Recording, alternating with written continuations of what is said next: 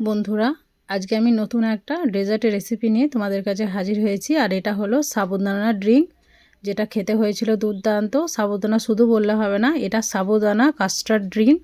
ঠান্ডা ঠান্ডা খেতে দুর্দান্ত লাগে, আর এই রমজানে তো ব্যাপক লাগবে খেতে। তো চলো, প্রথমে আমি নিয়ে নিয়েছি 1 বাটি পরিমাণ সাবু। তো সাবুদানাটা মিডিয়াম সাইজের, এটাকে আমি ভালোভাবে ধুয়ে পরিষ্কার করে এটাকে একটু কুক করে নিতে হবে। তো দেখো, সাবুদানাগুলোকে আমি জলের মধ্যে নিয়ে নিয়েছি। এরপর এটাকে ফুটিয়ে আমি রান্না করে নেব। তো কিছুক্ষণ রান্না করলেই কিন্তু সাবুদানাগুলো রেডি হয়ে যাবে। তো যখন এগুলো রেডি হয়ে যাবে তখন এগুলোকে আমি একটা স্ট্রেনারের উপরে দিয়ে খুব সুন্দরভাবে পরিষ্কার করে নেব। এদিকে নিয়ে নিয়েছি 2 চামচের মতো কাস্টার্ড পাউডার একটা ছোট্ট বাটির মধ্যে। তো দেখো, সাবুদানাগুলো রেডি হয়ে গেছে।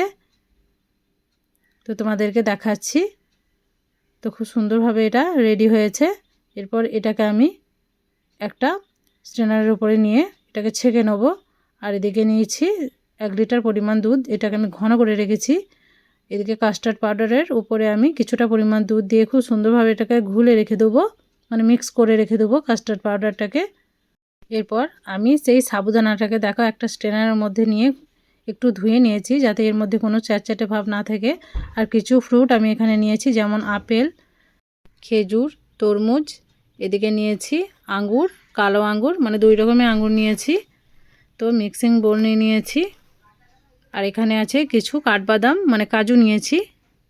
তো বন্ধুরা দেখো, সব ফ্রুটস কিন্তু আমার রেডি হয়ে গেছে। এরপর চলো এগুলোকে বানিয়ে নিই আমি। তো প্রথমে একটা মিক্সিং বোল নিয়ে নিতে হবে।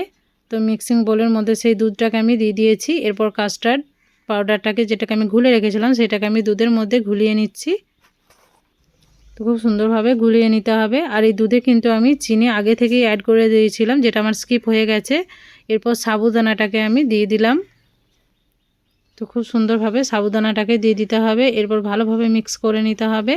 আরও কিছুটা পরিমাণ চিনি আমি এখানে অ্যাড করেছি, যেটাকে আমি গ্রাইন্ড করে নিয়েছিলাম। তো বন্ধুরা দেখো, সাবুদানাটা আমি ভালোভাবে গুলিয়ে নিয়েছি। এরপর ফ্রুটসগুলোকে আমি অ্যাড করে দেবো এক এক করে। তো দেখো, 2 রকমই কিন্তু দিয়ে দিয়েছি, কালো আঙ্গুর আর এমনি আঙ্গুর। এরপর দিয়ে দিচ্ছি আপেল, খেজুর আর তরমুজটাকে। তো খুব সুন্দরভাবে সমস্ত কিছু দিয়ে দেওয়ার পর এবার সেই আমি কাঠবাদামগুলোকে দিয়ে দিলাম, কাজু, আর কাজুটাই দিয়েছি শুধুমাত্র। তো সমস্ত উপকরণকে খুব সুন্দরভাবে মিক্স করে নিয়েছি। এরপর দেখো, দুর্দান্ত হয়েছে, দেখতে যতটা সুন্দর খেতেও কিন্তু দুর্দান্ত। এটাকে আমি 2 থেকে 3 ঘন্টা ফ্রিজে রাখার পর সার্ভ করেছি। তো ফ্রিজ থেকে বের করার পর আবারও খুব সুন্দরভাবে এটাকে আমি মিক্স করে নিলাম। যেহেতু সাবু দেওয়া আছে, সাবুগুলো কিন্তু নিচে চলে যেতে পারে, তার জন্য ভালোভাবে মিক্স করে নিয়েছি। এই রমজানে অবশ্যই বাড়িতে বানাবে আর ইফতারে এটাকে রাখবে। এটা খেলে একদম কলিজা ঠান্ডা হয়ে যাবে, এতটা সুন্দর এটা খেতে। তো অবশ্যই এই রেসিপিটাকে বাড়িতে বানাবে। আর দেখেই বুঝতে পারলে কতটা সহজ পদ্ধতিতে তোমাদের কাছে আমি এটাকে রেডি করে দেখালাম। তো চলো, এরপর তোমাদেরকে একটা গ্লাসের মধ্যে সার্ভ করে দেখাই। তো বন্ধুরা, আজকের ভিডিও তোমাদের কেমন লাগলো সেটা কমেন্টের মাধ্যমে জানাবে। যারা নতুন আছো তারা চ্যানেলটাকে অতি অবশ্যই সাবস্ক্রাইব করে আমার পাশে থাকবে। তো আজকের মতো বিদায় নিচ্ছি। ভালো থাকবে, সুস্থ থাকবে, আর পরবর্তী ভিডিওর জন্য অপেক্ষা করবে।